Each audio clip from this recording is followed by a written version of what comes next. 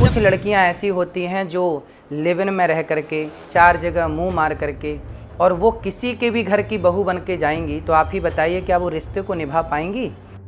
अनुराचार्य जी ने कहा था कि लड़कियां 4 जगह मुंह मार के आती हैं, तो उनके बयान पर माननीय न्यायालय ने सख्त एक्शन लिया है। यदि आधी अधूरी बात सुन के आपका दिल दुखा तो मुझे क्षमा अवश्य करें। महिलाओं पर अभद्र टिप्पणी मामले में वृंदावन के कथावाचक अनिरुद्ध आचार्य की मुश्किलें बढ़ गई हैं। मथुरा कोर्ट ने उनके खिलाफ केस दर्ज करने के आदेश दिए हैं। अब इस मामले पर जिला कोर्ट में 1 जनवरी से सुनवाई होगी। वहीं कोर्ट से आदेश आने के बाद मथुरा के साधु संतों कोर्ट का आभार जता रहे हैं। जय जय श्री राधे। अनिरुद्ध आचार्य जी के खिलाफ कोर्ट में याचिका दर्ज कराई गई, जो कि कोर्ट ने स्वीकार कर ली है। वो हमेशा ही महिलाओं के खिलाफ कुछ ना कुछ ऐसी बात कर देते हैं जिससे वो विवाद के घेरे में खड़े हो जाते हैं। इससे एक फायदा होगा कि जितने भी कथावाचक या फिर जितने भी ऐसे लोग हैं जो महिलाओं के खिलाफ कुछ ना कुछ गलत बात करते रहते हैं, उन पे अंकुश लगेगा। उनको भय रहेगा कि अगर वो कुछ भी बोलेंगे तो उनके खिलाफ भी कोई नोटिस या कोई कार्रवाई हो सकती है। दरअसल अक्टूबर महीने में कथावाचक अनिरुद्ध आचार्य ने अपने कथावाचन के दौरान महिलाओं पर अभद्र टिप्पणी की थी। उन्होंने लड़कियों पर टिप्पणी करते हुए कहा था कि आजकल की बेटियों की शादी 25 वर्ष में होती है, तब तक वे कई जगह मुंह मार चुकी होती हैं। इस मामले का तूल पकड़े जाने पर काफी हंगामा हुआ था।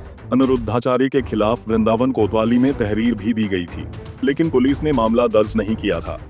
मगर अब इस मामले में 1 जनवरी को कोर्ट में वादी के बयान दर्ज होंगे, जिसको लेकर अब मथुरा के साधु संत कोर्ट का आभार जता रहे हैं।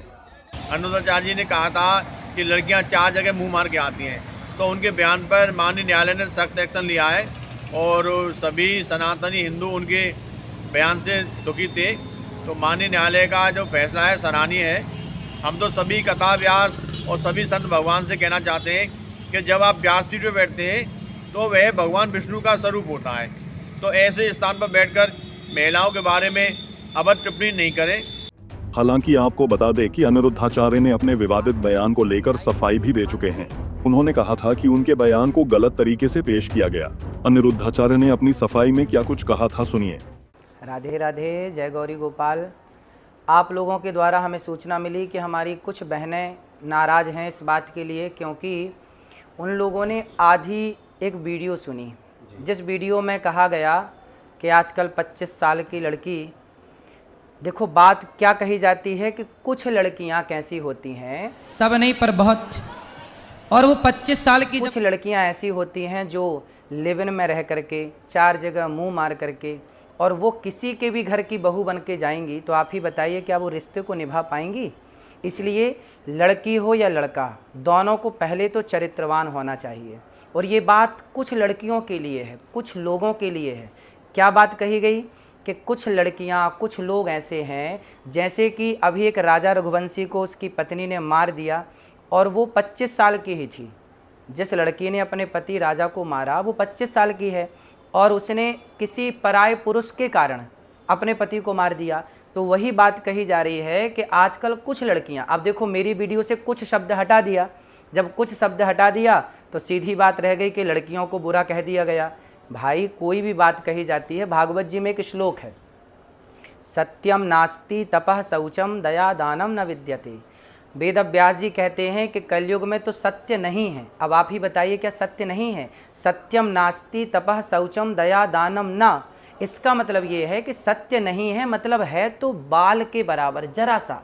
इस कलयुग में सत्य बोलने वाले बहुत कम हैं।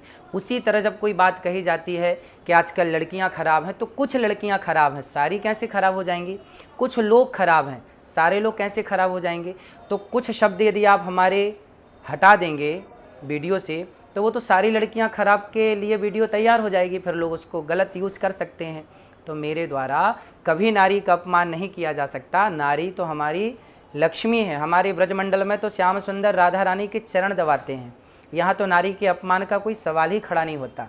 फिर भी मेरी आधी अधूरी बात सुन करके किसी भी बहन बेटी का दिल दुखा हो तो ये दास सदा आपका था, आपका है, आपका ही रहेगा।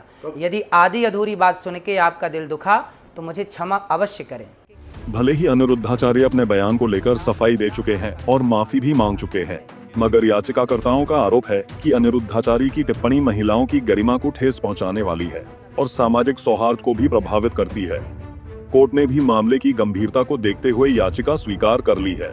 1 जनवरी से मामले की सुनवाई होगी, जिस पर अब पूरे संत समाज और महिलाओं के अधिकारों से जुड़े संगठनों की नजरें टिकी हुई है। ऐसे में अनिरुद्धाचार्य का वो बयान उन्हें मुश्किलों में डाल सकता है। पंजाब केसरी टीवी के लिए मथुरा से मदन सारस्वत की रिपोर्ट। हमसे जुड़े रहने के लिए हमारे YouTube चैनल को सब्सक्राइब करें और नई वीडियो की नोटिफिकेशन के लिए बेल आइकॉन को दबाएं। अगर आप ये वीडियो Facebook पर देख रहे हैं तो लाइक जरूर करें और ज्यादा से ज्यादा शेयर करें। धन्यवाद।